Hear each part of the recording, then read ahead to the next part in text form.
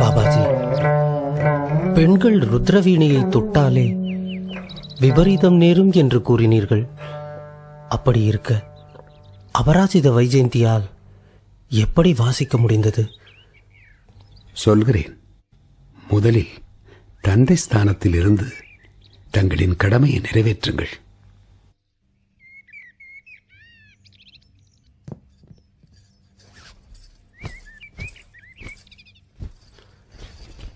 எழுந்திரம்மா. இறைவன் உனக்கு நீண்ட ஆயுளை கொடுக்கட்டும். அருமையாக வாசித்தாயம்மா. கலைகள் உன்னிடத்தில் துள்ளி விளையாடுகின்றன. அந்த தோடீஸ்வரனின் பேரருள் உனக்கு என்றென்றும் உண்டு. இல்லை சாஸ்திரிகளே, இதுவரை அவனது அருள் எனக்கு கிடைக்கவில்லை.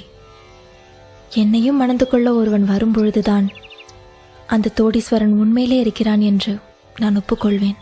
நிச்சயம் உன் விருப்பம் ஈடேறும் அபராஜிதா. வந்ததுதான் வந்தாய். பாபாஜியிடமும் ஆசி பெற்றுச் செல். சரி.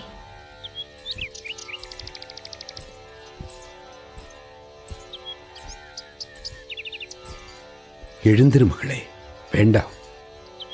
நீ பிறரை வணங்க வேண்டியவள் அல்ல, நீயே பிறரால் வணங்கப்பட வேண்டியவள். உன்னை நான் இந்த நொடி முதல் ஒரு பெண் தெய்வமாகவே பார்க்கிறேன்.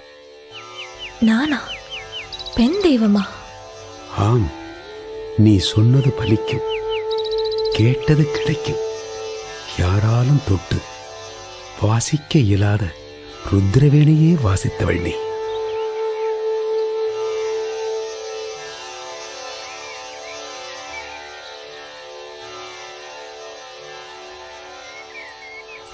நான் வரேன் சாஸ்திரிகளே.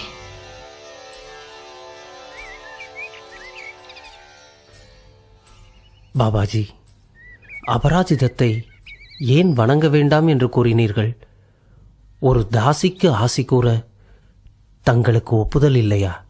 தவறு சாஸ்திரிகளே. எந்த குலத்தில் பிறந்தால் என்ன? இட்டாரே பெரியோர், இடாதார் இழிகுலத்தோர் அல்லவா? உண்மையில் அபராஜித வைஜெயந்தி ஒரு அபூர்வ பெண். அவளது ஜென்ம தினமாகிய இன்றிலிருந்து அவளது வாழ்க்கையே மாறப்போகிறது. அவளையும் அவளது வம்சத்தையும் இந்த ஊரே